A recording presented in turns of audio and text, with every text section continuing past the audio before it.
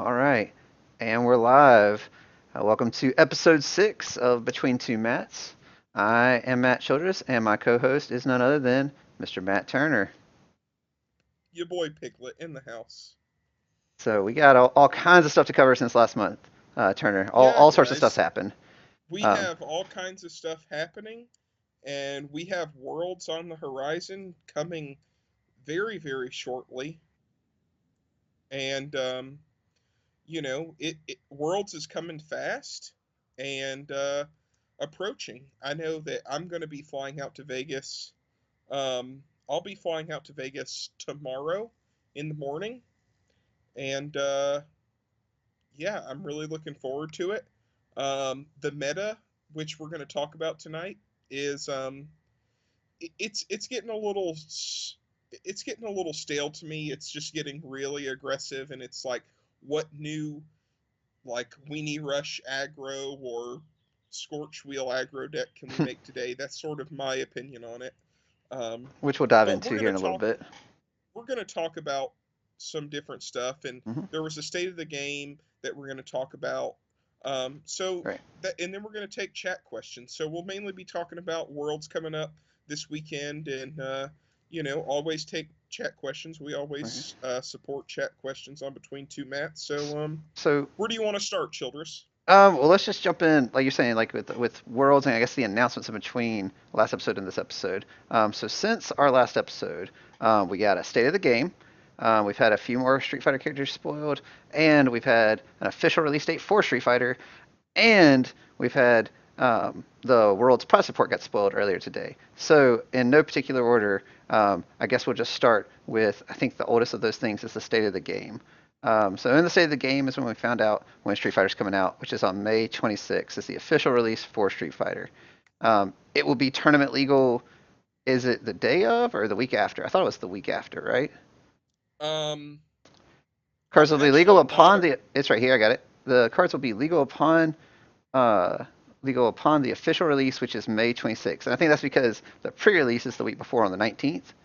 So I guess they're kind of using that as the get here's your chance to get cards. But as soon as the cards come out, they will be legal, which is well, a, and a change. I personally believe that that's the way to do it. Um, no one likes to buy a bunch of cards and build with them and then not be able to use them for a month.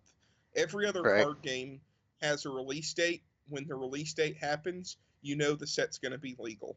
Right. And that's what I agree with, and that's what I think most people are used to. Right, and I'm pretty sure their logic for this was like they didn't want to try to get the set out a couple weeks before Worlds and make it legal and shake the meta completely to where the event's just chaos and the Wild West. But at the same time, Hmm. they didn't want to push the setback so far that it affects, I guess, other releases maybe throughout the year. So they were like, we're just going to release it right after Worlds, and that way it'll be legal for as soon as possible.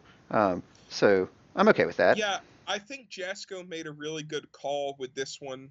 I do think that moving it, so close to Worlds would be, probably it. Some people would be happy, some people wouldn't, whatever.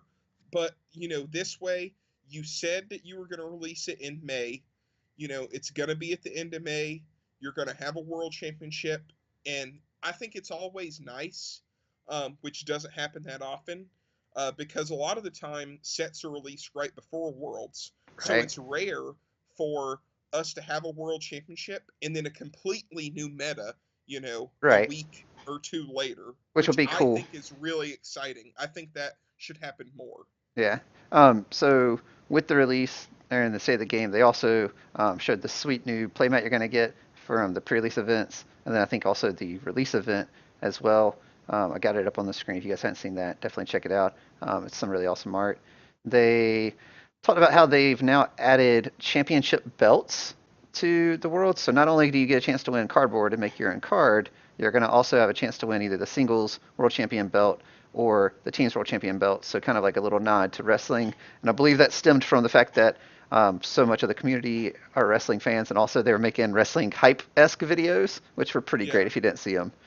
Um, like I saw a couple of them online, and I definitely got some enjoyment out of that. And I'm not even a wrestling fan, to be full disclosure and full honest. So that's saying something that they did a good job with them. Um, there's a new format coming out, or I don't know if it's technically a format, but like a release of UFS Platinum.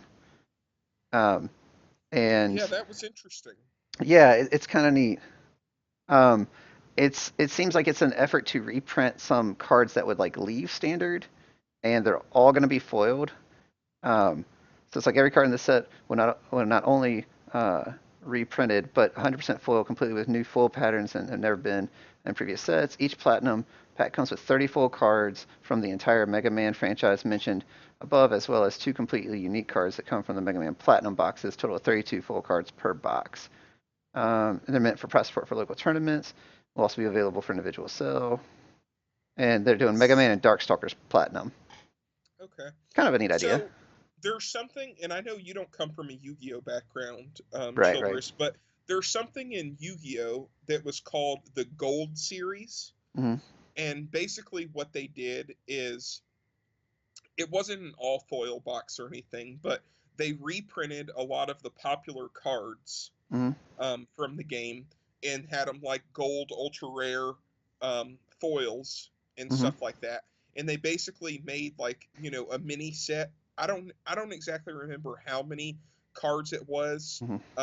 30 between maybe like 30. I want to say it was less than 60. It was maybe like a 50 card set, something like that. Hmm. Um, and that kind of seems like this. And I think this is a great idea. Like, you know what cards are being used from these sets. Hmm. So get them out there, get them in foil so people will want to buy the boxes. And I think it's a smart marketing move and a good business decision. What do you think? I think it could go either way. Like, I like the idea of reprinting some stuff so that way it's available for a longer period of time. Um, I know they're also. It looks like from what the press report was spoiled today, and we'll try to find a picture of that as well. It looks like they're using this to also errata and or change some cards that were problem cards. So, for example, like Ever Hopeful was shown as press support, but it's a different version of Ever Hopeful, I believe, is what people were saying. Like from the picture, and you could kind of like zoom in and see the text. So I don't know. I mean, like I think it could go either way. Like I don't hate it initially. Like I have different qualms with the way Yu-Gi-Oh distributes its product, but this sort of Sure. idea isn't the thing that I have a problem with by any means. The other things in the state of the game, as bad as it's going to sound, which I want to go on record as saying I think they did a very good job of the presentation of the state of the game. It was very orderly and it was very informative. However, the rest of the stuff was all kind of stuff that you already knew. Like there were no new bans. Um, and some people thought some different cards might get banned, but didn't happen. They give a shout out to the community appreciation kind of thing. They talk about promo champ cards, and they talk about the premium store program, which is kind of interesting. So if you are a local community organizer of some sort, you might definitely want to check that out. But it's basically like a new premium store exclusive rewards kind of thing or whatever to try to encourage people to run events. And then they talk about Turbo, like the Turbo is still a thing. I mean, Yeah. Turbo's not a thing. I mean, the, Yeah. the the I the starter decks are going to be Turbo decks, by the way, for Street Fighter. The Ryu and Chun Li Turbo Kit or whatever. So I guess in yeah, that way, and I Turbo's a I thing. think they might be doing that just because I feel like they might be making things turbo decks. So like because Street Fighter I think is almost 200 cards or um something like that. yeah, It's it's like crazy. about 200 cards. So like if they did full starter decks, Right. I think you're getting close to like, probably a 240 to 50 kind of range if the starter deck is completely different like a lot of starter decks are Right. outside of a few commons and uncommons. Hmm. So um But yeah, I, I mean, I think that's why they're doing the turbo decks. I don't know if it was part of their plan to mhm. promote turbo. I think I pretty much went on open record saying that I'm not a big fan of the turbo format. Right. I Um, don't think many people ended up adopting it. But, I mean, like, you also have to consider, I don't think the format is necessarily intended for us, if that makes sense. Like, they want it to be this get into the game kind of thing, and we're already well into the game. Um, I so, guess. so like, objectively, if it's successfully getting people into the game, then great for Turbo. But I'm right there with you, man. Like, it doesn't appeal to me. Um, they talk about Gen Con, they talk about Player of the Year rankings, and then they talk about some new floor rules. Um, and all of that stuff, while relevant, not so interesting. So Yeah, that's I'm kind of interested because when I clicked on the Player of the Year rankings earlier, I'm going to click on it again tonight and mhm. see, but it hadn't changed. Oh, from last Um, year. Oh, from they haven't last started it. year. Well, huh? Um, That's interesting. Maybe they're like in the process of updating it or something like that. okay, I don't know. so it is updated now. Cool. But I think when the state of the game first came out, it was not Gotcha. updated. But yeah, the Turbo Ryu and Chun Li starter decks, they also come with two ultra rares in them.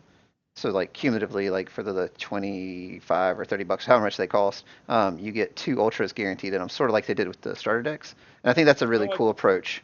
Um, I feel like that entices even if you don't need the turbo kit, like if you're just farming for ultras or something like for a deck or whatever else like that, it may be better to buy those if that makes sense because there's a lot of ultras in the set. So a Yeah, guaranteed yeah, two for no, like I 20 to think 25 bucks could be good.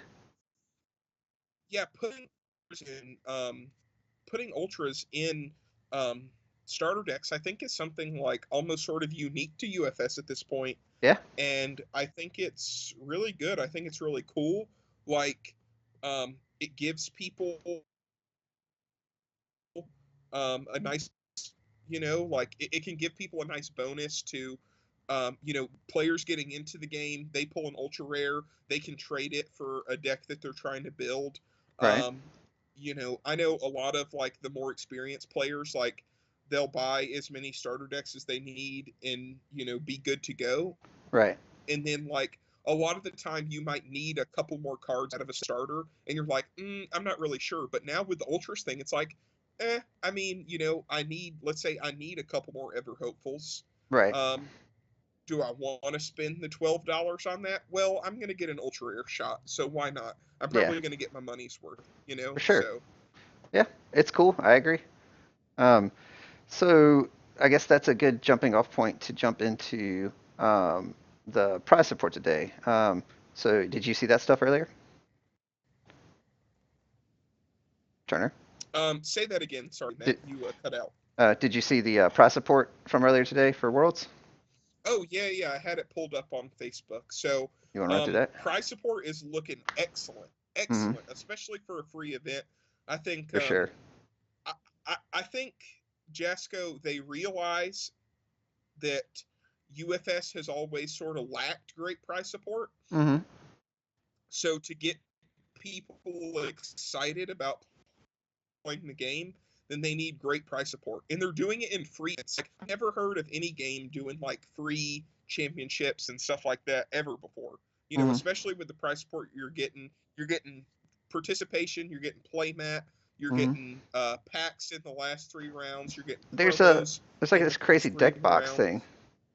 Yeah, the deck box thing looks like really nice too. Yeah.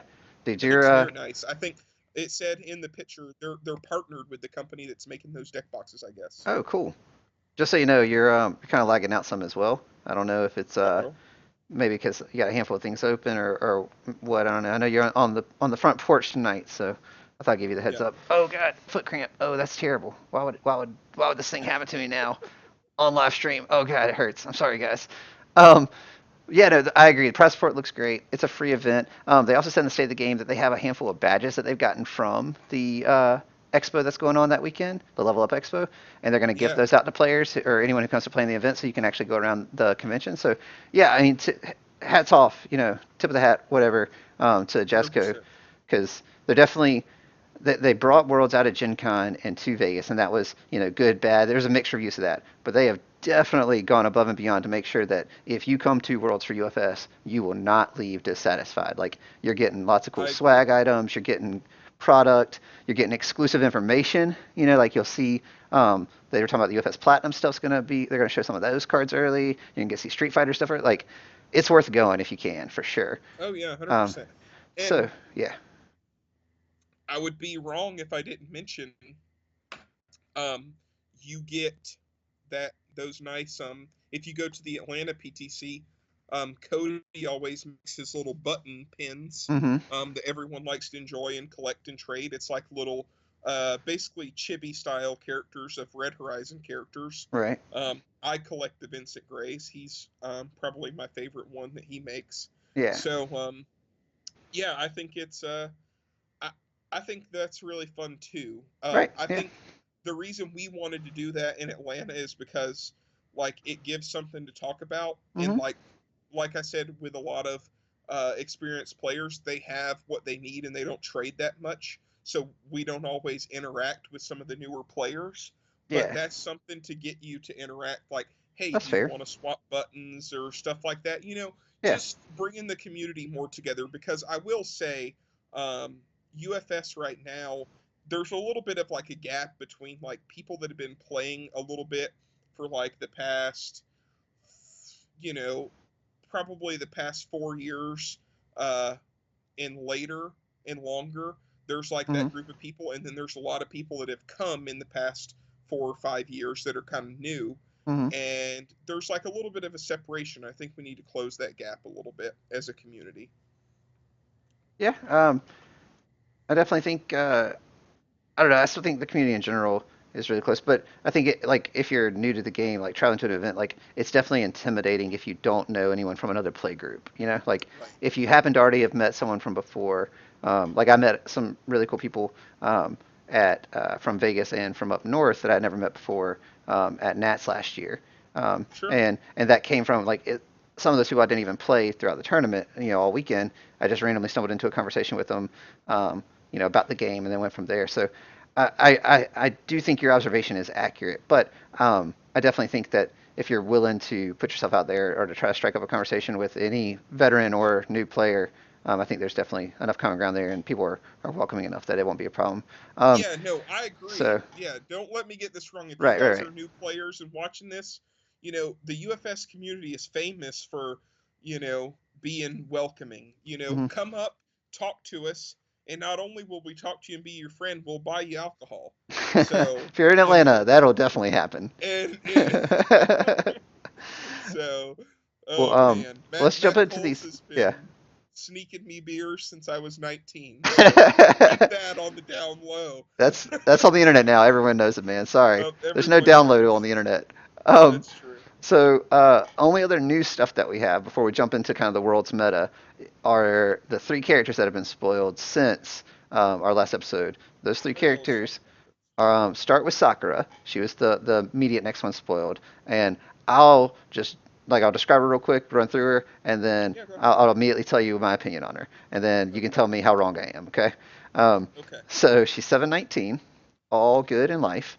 Um, she is free response. After you play an attack, gain one vitality, playable while committed. Hmm. She is enhanced, discard a card. If your opponent attempts to block your attack, their block modifier gets +2. And then she also has enhanced, discard a card. Your block modifier to block this attack gets -2, minimum 0. So I'm gonna go on record as saying I think this character is awesome. Um, she's seven. Really? Yeah, she's 719. She's gonna effectively with that vitality gain be closer to a 726 most of the time, unless she's just sitting at full the entire time while she's going on the assault, in which case you're winning anyway. Like your opponent's just playing defense and you're still at full. Um, but yeah, her ability to discard a card to add speed effectively with the +2 to the block modifier. The difference is block modifiers currently, unless there's something in Street Fighter, there is nothing that resets your block modifier that I can think of in standard, Right. which means that this is discard a card for 2 speed that cannot be touched. Um, and then enhance discard a card. Your block modifier gets -2, minimum 0. That's just good as well. Like if you remember how good Throne Room was when Throne Room was around, she's basically got a version of Throne Room printed on her that's reusable. Right. Right. And she shares symbols with dive, with what else? Like anything that draws is going to be Yeah. crazy with her. The weapon attack base that Right. draws a lot of cards. Templar. I mean, like, I feel like she now. Granted, she still has to Good like, has a lot of defensive draw. yeah, like she doesn't have printed on her. She doesn't have a way to just kill people. Like she doesn't add damage, but she does She adds add a speed right, which is or arguably block better. modifier. Yeah. So I'm really hype about this character. One of the like three characters I'm interested in building from Street Fighter alone. What are your thoughts on her? Um, I don't think you're necessarily wrong, Yeah. Matt. I think the discard cost is maybe a little steep, Mm-hmm. which might make her, not as played as you might think. But Mm-hmm. I do think with her ability, um, I don't know. I'm curious to see. I feel like, and I could be totally wrong. I feel Mm-hmm. like if you are going to play this character, it's a lot of. I think she's going to be like a wall Mm-hmm. deck where you kind of like build like an all or life or good. All her symbols One of can her wall. symbols. Yeah, one of her symbols. So all her symbols can wall, Yeah. and then you basically like you wall up, and Mm-hmm. you have an ability that can help you block easier, and then you go into your kill turn, and I mean I think the R to gain life will be nice, like a little bit like in the poke game and stuff. But Mm-hmm. like I think what she's going to want to do is she's going to draw a hand of 4 attacks and three Mm-hmm. non-attacks, and maybe some of those attacks draw or whatever. Playing Right. attacks that draw are, of course, good on her. And then you're just going to proceed to dump your hand by using it on every ability. She could definitely be a And one-shot turn kind of character if you wanted to build it that I way, think for I sure. think that's I think that's what she leans to in my eyes. Yeah. That's Um, just me. like I definitely think if she needs to play a long game with that vitality gain, she can. Like she can just take a couple hits early on, selectively block, um, and then just gain back up. Um, especially if there's any attacks that like loop themselves or other things like that. Like her with Honda's card, if they try to off block it or whatever, bounces back to the hand. Hmm. There could be something there. Who knows? But I definitely I like this character card. But let's jump to the next one real quick. Next we DJ. have oh wait I clicked on the wrong thing. My bad. DJ. All right, so DJ is 627, all life and water. So that's two symbols with Sakura, by the way. Um, free enhance. If your attack is blocked, your next attack is +2 speed. Free enhance. If your attack is not blocked, your next attack gets +2 damage. Then he has response commit. After you play an attack, draw a card for each charge attack in your card pool. What are your thoughts on him? I think he's extremely good. Mm-hmm. Extremely good. He has two free enhances where your opponent has a lose-lose situation. Right. So he's going to get free abilities, you know, Mm-hmm. on one of those on something every single time, whether it be speed or damage. Mm-hmm. And then um he has the ability to like go into a really long turn. He can be a great scorch wheel deck. Um, you can really just, you know, like play a long kill turn Mm-hmm. and keep drawing and going into it harder with him, Mm-hmm. or just like play a long kill turn and like all has the ability to play a lot of stuff out of progressive. About to say, I think And that's I don't key. know if people know this, but Steel Resurrection is a charge weapon, and Mm-hmm. you can like play a similar, steel and wheel, maybe change the attack base a little bit for more charges, Mm-hmm. and play it out and draw and keep going, or play it out, draw, and have, you know, 5 cards on defense on your opponent's turn. So Yeah. I think he is an extremely good character. I honestly do. Yeah. Um, How about you? I definitely I like him as well. I think that his enhances, one just being super free is crazy. And the fact that it doesn't hit your immediate attack, so like he's gonna have to see hands where he sees like two or three attacks in a six-hander that can be inconsistent sometimes. But if you build your deck well and you just set it up like you're saying, if he has stuff to ignore progressive, I think he gets buck wild. Like, I mean, you just Yeah. refill your hand and keep on trucking. I mean, like, what if you're like, all right, I'm gonna play something as your third attack, and it got either +2 speed or +2 damage guaranteed. Um, then you're like, okay, throw this one out there, and I'm gonna respond, and I'm gonna draw, 3 cards.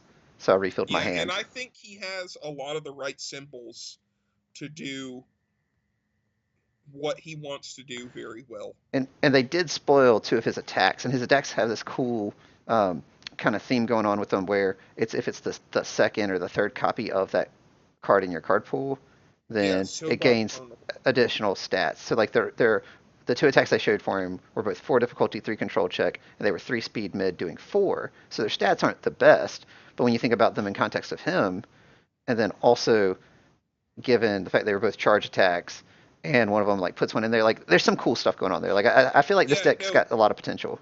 yeah, the Sobot Carnival is really, really cool. This actually reminds me, it's different in a way, but I don't know if people remember Christie who actually had these symbols, She did. but she had a 3 card loop. All the kicks started with S, so we Yep. called it the SSS loop. Yep. And this kind of seems similar to that, I where forgot about instead of that. playing different attacks, it's like you just play this attack as many times as you can in the turn, and it's Yeah. like a combo, and maybe you try and pick it up or do something Yeah. with it like that. I'm excited to see what So else his support brings because I like what I see so far. yeah, I agree. All right, so last character is the most recent character, which is Fei Long. He is 718, air, fire, and water, and he has enhance once per turn, and that's the cost. And it says change each combo requirement on your attack to just air quote or to quote combo. All right, and then he has a free enhance. Your face-up attack with printed damage of 3 or less gets +1 damage for each attack in your card pool.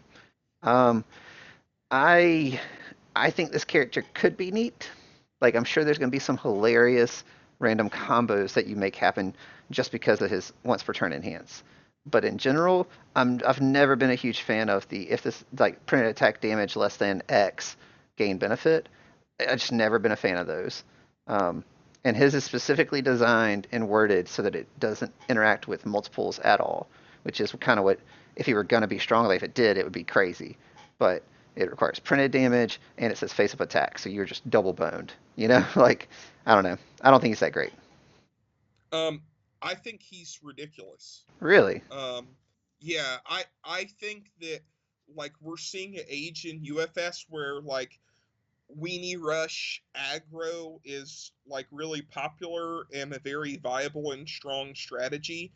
And he shares like the Zoe deck is a bunch of little tiny attacks um, off of water, and then Mm, his other two symbols are like the Storm Waff kind of stuff. So you can like play Storm Waffs at the end of the string for a bunch of free damage. But yeah, I think he's the new um, like if Zoe were to ever get banned, I think this I think Fei Long would be the new Zoe deck. Um, but the thing that and makes yeah, Zoe so good is she picks honestly, back up her attacks and keeps on trucking. Like he doesn't do any of she those does, things. but Fei Long has a 7 hand size. Yeah. And also, I think you're underestimating the E a bit. Like, there are a lot of great combo attacks, Hmm. and there are a lot of combo attacks that people like. And I haven't even looked that much into what you can combo, but I can tell you right now, there are plenty of combo attacks that people just ignore Hmm. because they're like, 2 card like it's like combo this, combo that, and then you get to do this on the third card. And it's like, yeah, that's never going to happen. Like it's Right. so hard to get those 3 cards So I in just yeah. UFS, and this character is going to be like, you know, play it. You can play a bunch of combo attacks and then get a really nasty combo off that is never rarely played. So I think this guy has a really high ceiling of being very good, very good. I I guess we'll see. I don't know. Like I'm still not sold on him, but not that I just I just did a search for the current combo attacks in standard, and there's like 40 some odd of them. Some of these will be leaving when rotation happens, but um, yeah, like there's definitely some stuff here, and they'll be gaining new ones, of course, as well. Um, but But you're also like, take it, you're an aggro player, Matt, so yeah, take it from your perspective. right, This is a 7 hand size character that has free damage pump. right. But it's restricted damage pump, like heavily restricted.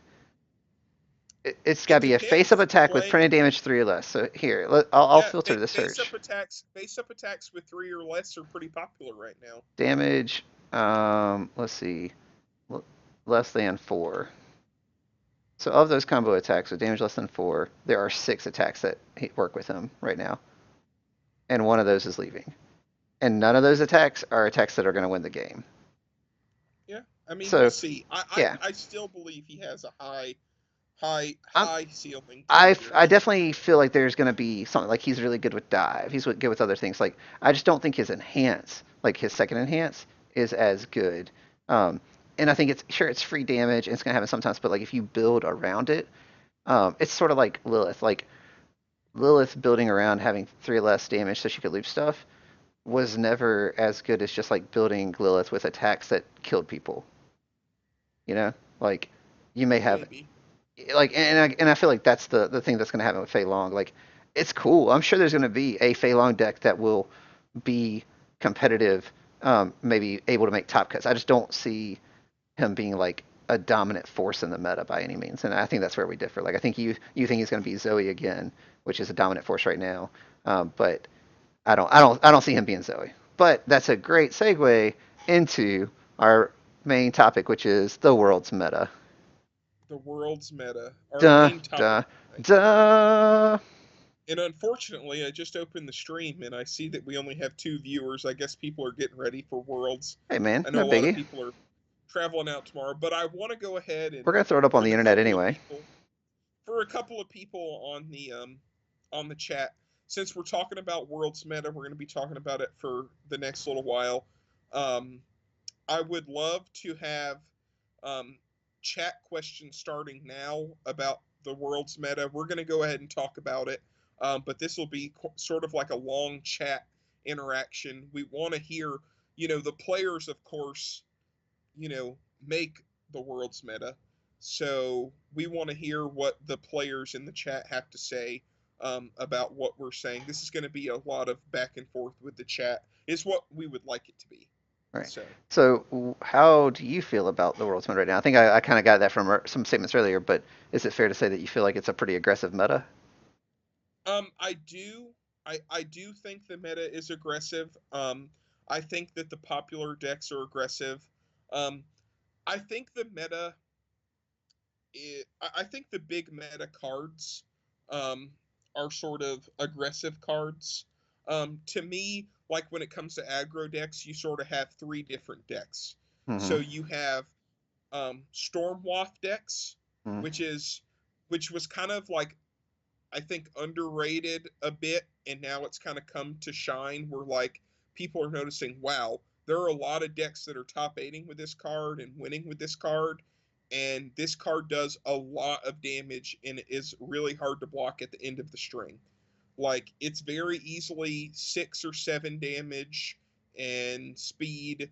Like if you're playing like the whole Heidi attack base, you can play it at the end of a string and it's very easy to just tack 5 or 6 damage onto your opponent at the end. And God forbid you have, 2 of them because it's very easy to tack that 10 damage at the end of the string. So, Mm-hmm. going, attack, attack, need a 5 for Storm Waft, need a 6 for my next Storm Waft. It makes for really good and consistent aggro. Mm-hmm. Then you go into your steel and wheel decks, your scorch wheel decks that off of all that play out of progressive. Mm-hmm. That's really popular. I've seen people doing it with all sorts of characters.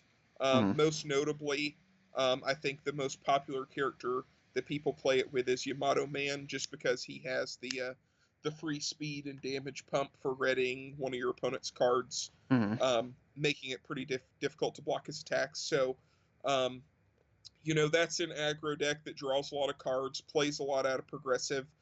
Sometimes you just draw a good hand and they just roll you. And then you have your Zoe. And I think Zoe is probably going to be the most popular deck for Worlds. I think probably most people will play her. I think there's sort of a consensus that she's probably the best character in the game right now, even though Mm-hmm. she hasn't finished an event yet. Um, so I think that that's sort of what we're looking at aggro wise meta. I still think Dimitri is very solid. Mm-hmm. Um, Dimitri, um, basically, basically the meta is kind of to me it's kind of in like a weird like rock paper scissors kind of thing Mm-hmm. where like I'll tell you I am playing a deck that beats aggro, right? Mm-hmm. I'm trying to beat the Zoes and the Scorch Wheel and the Storm Waffle decks. But Dimitri can pretty much beat all of those like anti aggro decks Mm-hmm. because he plays a better control game than anything. So you're playing that to beat the aggro meta, but you can't beat Dimitri.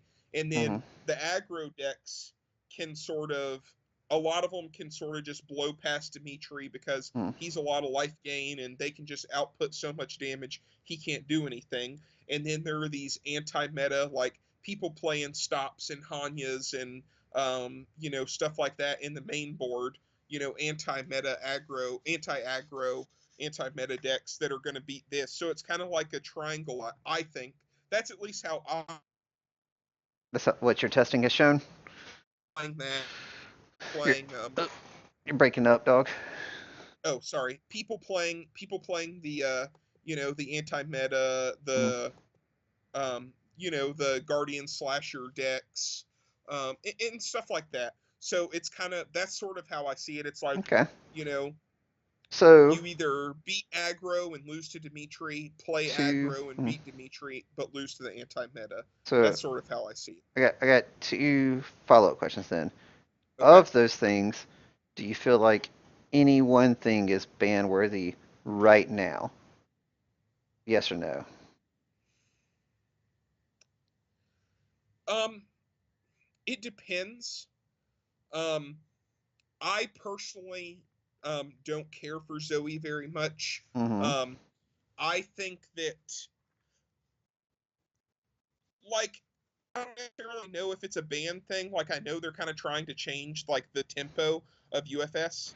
Um, like, I don't But personally care for 30 attack decks mm-hmm. like being strong. Like, Right. I come from a UFS where it's like if you played a 30 attack deck, you get punished for it. You Right. get your entire staging area tapped down, so you can barely play your 30 attacks, and you get anti-Cade on your turn 2, and, like, checking attacks is horrible. Well, now it's like I'm playing a 3 diff, I'm checking a 3, whatever, keep rolling, clear the card pool. I think that's the difference in this aggro and any other aggro that's been in UFS is a lot of the aggro So today just would sort of ignores the card pool. do you think anything needs to be banned? I've not heard an answer yet. Yes or no? Mm, I feel like that's a yes, but you don't want to say. Um, I don't know. I'll tell you this: I have not played enough and tested enough for the current meta to know whether or not I think anything's ban worthy. I could tell you there's some cards that are definitely strong. Um, like I think Scorch Wheel is crazy strong still. Like I think like it's taken a hit, I guess, because of how things have slowly shifted, but it ignores progressive. It can draw a ton of cards, and it just draws into more Scorch Wheels, which draws into more Scorch Wheels. Like there's just a lot. Like to me, even if cards aren't banned, there's just a lot of free card draw, and we've seen a shift somewhat with some new discard mechanics coming in Street Fighter. So my hopes are high that it won't continue to dominate the field. But like to me, that's just something that, like you were saying, like as far as you don't like 30 attack decks, I don't like the game being free. Like, sorry, I can't clear my throat. God, I gotta get something to drink. Um, like there's just a ton of free effects, whether it's card draw or whether it's like DJ where you just have a ton of like reusable I free think enhances. I'll say this right now. I won't say anything needs to be banned. Uh huh. Um, You'll wait but till I'll after you say, lose to it. yeah. What I will say is, um, I think I have a little bit of a problem with like how because they sort of it seems like they sort of banned um like they sort of banned Shield Ram because it was basically like it was a +1 high block that was free damage. It replaced itself and left the card pool. Right. And to me, what separates this aggro now from anything else Mm, before is like so much of it is out of progressive or just like ignores the card pool. Like look right. at look at the weapon decks. Like you have Curse Splat, you have Steel Resurrection, Mm, and you have Scorch Wheel. Like mm, that's 12 attacks in your deck, however many attacks you play. But that's it, majority of your attack base, probably more than half of your attack base is used to ignore progressive difficulty. Not to mention, playing throw it down ignores progressive, everything right. like that. Then you have Zoe, and Zoe gets to play 2 attacks and then clear those 2 attacks from her card pool. Yep. Like, I think that's a little bit of a problem. And like, it's just it Well, it's just it's hard to defend against an aggro deck that doesn't have to worry about progressive difficulty. right. Like that was the thing about like playing so many attacks in your deck is like Progressive is Um, a built-in game yeah, mechanic to stop progressive, that. like, right. That's what Right. progressive difficulty is for. Right. Well, So, that's why attacks have like, higher difficulty than foundations. right. And the big thing for me is I personally didn't believe that, like, I played Napalm Man at Nationals. Mm-hmm. I thought Napalm Man was less of a problem in the fact that I was allowed to play a 24 attack deck and not be punished enough for it. I think that was the big problem. Mm. Because, like, if if there were a few better like defensive cards, maybe with a little more breaker, like you can say whatever you want, whatever defensive cards you want, but like if I was punished more for playing 24 attacks and I have to play less attacks, then my Mm-hmm. burn for two ability is not near as good, you know, with a lower attack count. That's why in my opinion, my 24 attack build was much better than the 18 attack build Mm-hmm. because you're guaranteeing an extra 12 damage, Right. in those attacks. So, so as of right now, you're saying you're not going to comment on bans. So I'm with gonna comment. I mean, I'll say for right now, no, I probably wouldn't ban anything. I want to see okay, what Street Fighter does to the game. all right, saying no. So how after establishing your rock paper scissors formula that you feel like the meta is, Hmm. how much diversity do you expect to see? And then from there, I guess we'll kind of go into our top cuts predictions. So, um, diversity more so just like, oh, I expect X percentage of the field to be this character, or I expect to see Y copies of this character if you don't want to do percentages. I think it's realistic to think like we were talking about. I think we were talking about this in a chat we have, Mm-hmm. and I was talking to Broberg, and we were saying like if it's an 80 player field, um, like we were just kind of looking at like from an 80 player field was what we were taking, Yeah, yeah, um, and we were like 80 players, you know, 8 players could definitely play Zoe. for sure. That's 10% of the field. It was about that way at Nationals, and there were, I think, what were there, 9 Turbo Man decks at Nationals? So, There were a like, lot. There were a lot. yeah, I definitely think that you could have 10% of the field be Zoe. I Okay. think you can kind of confidently say that. So, do you think I, Zoe I, will be the I don't most think represented character? You think anyone else will be more represented? I do. I think Zoe will be the most represented. Okay. From last Worlds, Pharaoh Man was a really popular character. Mm-hmm. I think we're going to see some Pharaoh Man diversity again. Huh. Um, he's just a really solid character that, um, like, you can put him on top of like a great built deck, a great built aggro deck, Fire dot deck and you and just pilot it. yeah, well, not even fire deck. Like you can do like your life, your life Tengu Dive, Storm Wolf decks. Like Mm-hmm. you have a lot of options, or you can build him like cutesy, like Uh, around his ability. But like hmm. he's a great like sort of like you basically build like a toolbox deck or whatever you want to call it, Mm-hmm. um and put Fairman on top of your aggro deck that you built, and he makes it very good just on his abilities. So, Hmm. um, other than that, I think we're going to see. I think people are going. I don't think the Yamato Man. Like, I think people are going to play some Steel and Wheel, but the deck can be played by so many different characters. I Mm-hmm. think that a lot of people will sort of like play that weapon attack base sort of stuff, Right. um, that ignores progressive, Mm-hmm. but like it'll be scattered around a bunch of different characters. So I So, think that might just be like if you want to talk diversity, I think there might just be like a lot of two of all characters, like some ringmen, some yellow devils, some Yamato mans, um, okay. just little sprinkles of like twos, Uh, across the board. Um, so who? I think there What? will be a few Dimitris, but I think a lot of people are excited about playing this aggro. I think there could be, maybe 3 Satoshis.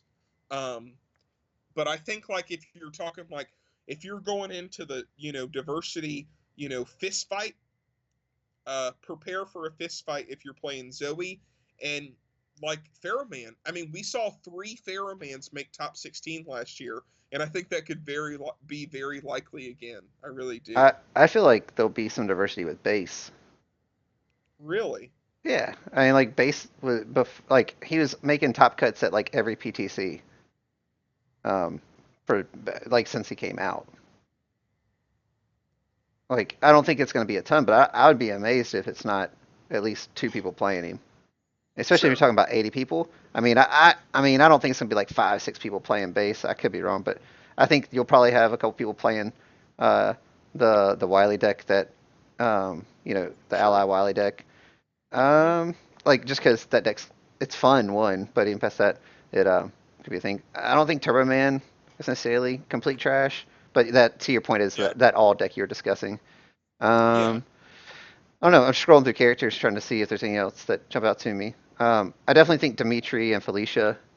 Um, Oh, I forgot to mention Felicia. Yeah. Um, I'm curious to see what the Felicia diversity is going to look like. I ah, think there are going to be people there to play Felicia, yeah, um, but I don't know. Um, like Felicia, you're going into the aggro meta, and I think the best Felicia players will play Felicia, but I don't think she's going to be like a yeah, I'll pick up Felicia for this event because she's the best character in the game right now. I think the people that are playing Felicia are going to be committed Felicia players, sure, and they're going in saying, "Look, I played Felicia and I know how to race these aggro decks, and that's what I'm going to do." right. So, Yeah, I think that yeah. that covers it for me. I think Zoe, um, I think Dimitri, I think Felicia, and I think, like I said, maybe some base. Um, Probably in that order, like Zoe, Dimitri, Felicia, then base as far as number of representations as well. And I think Which, Goro is going to be a deck that top 16s. I don't know if it's going to be a deck that's going to have a lot of diversity, but it has a mm, good Zoe matchup and it plays that Heidi attack base really, really well and right, has shown success. yeah. So, So, and you're talking about a top 16 too. So, right. like, there's obviously going to be like some rogue stuff. Right. There's going to be Um, like random deck that it just happened to either have a good day or no, no, it's just something that other people weren't ready for, you know? yeah. And also, And I think when you're talking about like, if we're talking about at least three characters with some significant diversity, then being Zoe, Dimitri, and Felicia, then like it wouldn't surprise me, if, especially if you're talking about top 16 I think I after think I, Swizz. I would put Pharaoh Man above Felicia Think if so? you're talking about that big diversity fight. Yeah, man. Like there are people really like Pharaoh Man. Like I think at the 1K there were like 5 Pharaoh Man decks in like a 30-person tournament. Okay. I mean, he just never Yeah, hits on my radar, so yeah, um, man. Like he's popular and a lot of people really like playing him and a lot of people play him really well. mm. So, Then yeah. either way, if you're talking about like three or four characters with some significant diversity, I think when you finish Swiss in the top 16, there's going to be at least two of probably those characters. Like it wouldn't surprise me if like eight of the 16 were some combination of these four characters we're discussing. So at that point, you're talking about maybe up to what 6 to 8 other people who wouldn't have been in. So maybe all the way out to like 24th place, getting into top 16. Or 22nd, sorry. Hmm. So I think with that being said, it increases the chance that like you're talking about some random deck, like a pet deck of some sort, like maybe the Wily or something else like that, making it into top cuts. Yeah. Yeah. No, I think there will be um like just like when I talk about those decks, like we're talking about a top 16. Mm, So I think there and like a lot of these anti-meta that I'm talking about in the rock paper scissors are going to be rogue stuff. Like hmm. and I would kind of like Wiley's on the radar, but like I would still consider him like a rogue deck. Like you Yeah, don't yeah. see, everyone like You don't there game are the plan for him. players. Right. There are the players you might game plan for him, but like there are the players that like playing him. You know they're going to play him. Mm. You're not expecting to see like an ally deck. In every other round. I'm gonna say this: if you're Um, game planning for Wily for Worlds, I got bad news for you. You ain't going too far.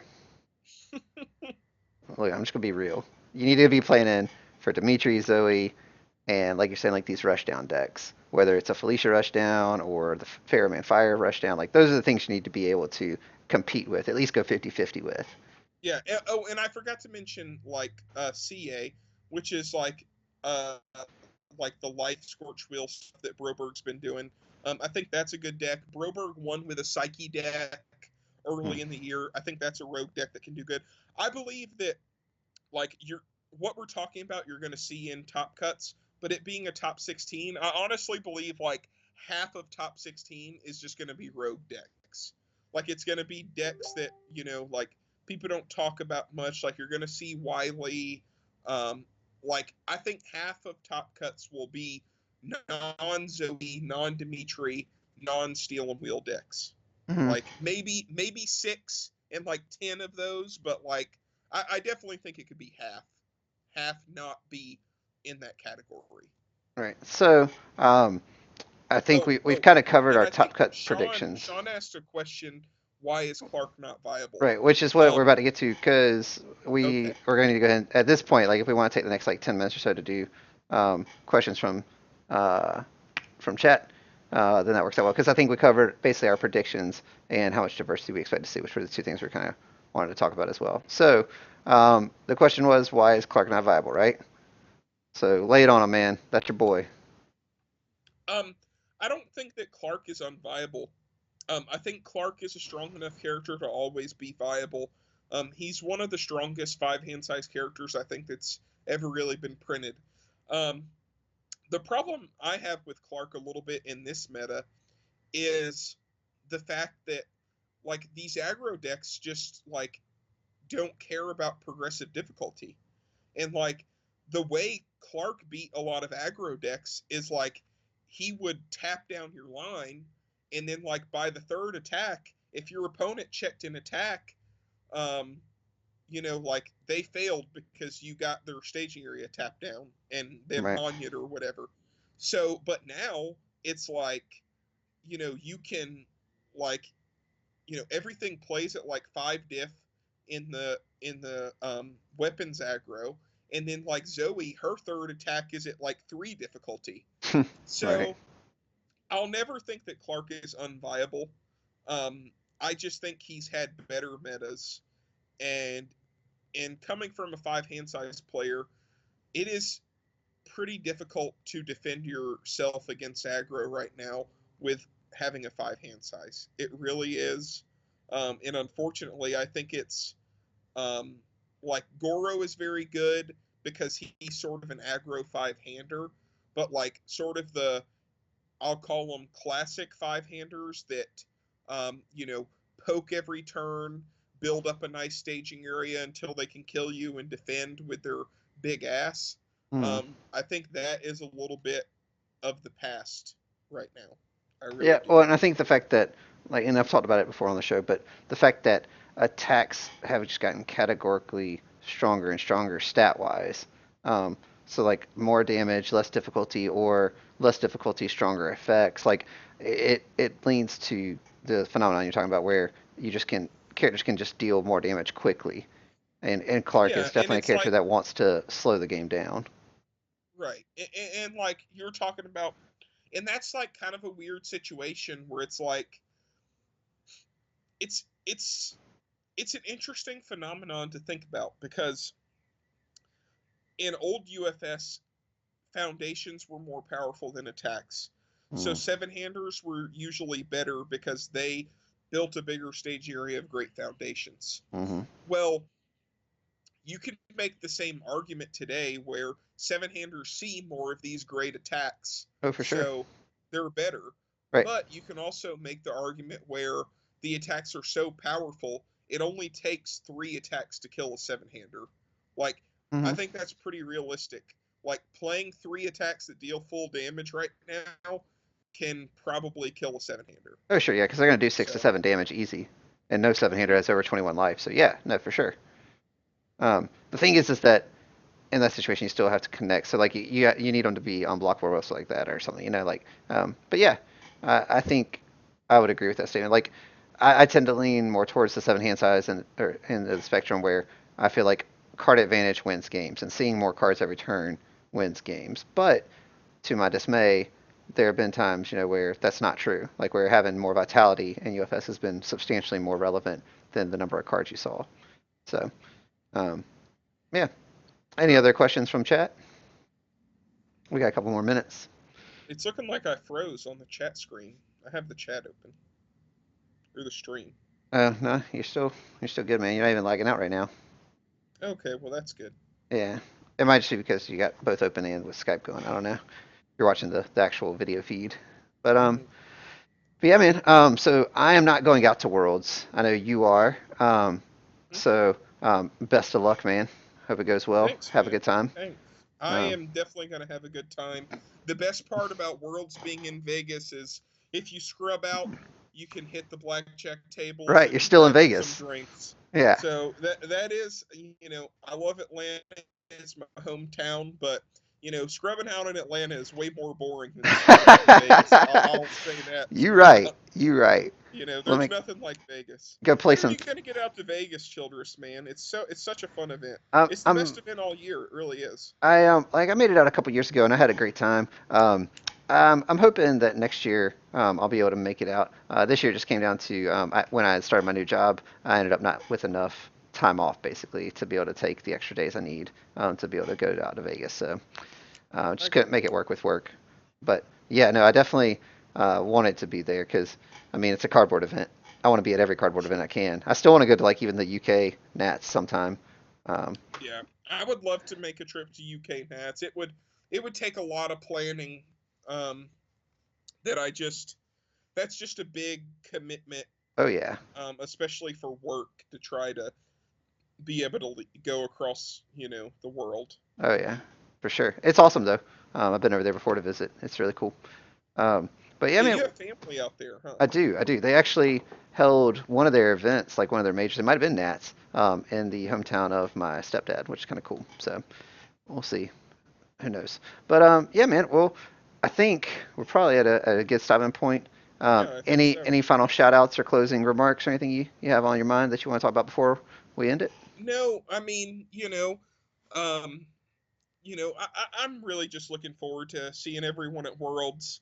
I know we've been talking a lot of good shit and stuff like that, and I'm flying out tomorrow. I'll talk shit to people when I see them in person, but I'm just gonna say I'm really looking forward to seeing everyone. I'm looking forward to having a fun event. It's going to a cardboard event to me is a lot like a family reunion. Oh yeah. There are a lot of UFS guys where we're friends and we talk online all the time and keep in touch, but we only see each other a few times a year. Hmm. So I really cherish those, few times I get to see everyone during the year. So For sure, I'm man. really looking forward to it. You guys, I feel that sentiment completely. That is that is why I go to cardboard events, not just to try to win cardboard, but to catch up with the community at large. Because, like you're saying, there's a handful of people that you only see them at those events. So Yeah, for sure, definitely. I I definitely wish I could be there. So I hope everyone has a great time. You guys will have to have a drink on my behalf. Pour Oh, one out for me. always. But yeah, man. I hope everyone has a great time and everyone who came and tuned in tonight. Thanks for watching as always. And we'll be back the second Tuesday of next month because we do it on the Yes, second Tuesday every month now, and so that'll be in June. second Tuesday. Yep, second Tuesday because it's between two mats that we did there with the twos. Yeah. So yeah, feel free to join us and thanks for watching. We'll throw this up on the internet on our YouTube channel, so check that out. If you don't follow us on Facebook, make sure to follow us there. Follow here on Twitch if you want notifications when we go live as well.